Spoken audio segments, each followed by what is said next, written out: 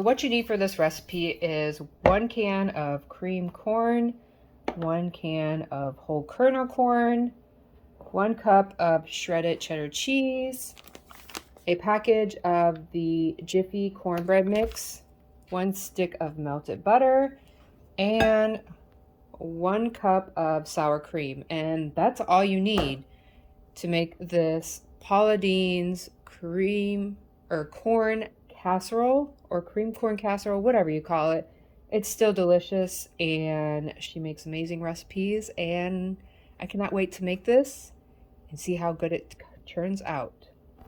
Okay, next what you're going to do is get a 9x13 baking dish. It can be round, it can be square, whatever you want. And just spray with a little cooking spray, and then you're just going to pour the mixture into your pan, and we're going to bake it. Okay, then we're going to bake at 350 for 45 to 50 minutes. The last like 10 to 15 minutes, if you want to put additional cheese on top, you can do that, but you don't have to. And once it's done, you're just going to allow it to cool, and then we're going to enjoy. Okay, here she is. Isn't she a beauty? Perfect for Thanksgiving, or really whenever you get a craving for corn casserole.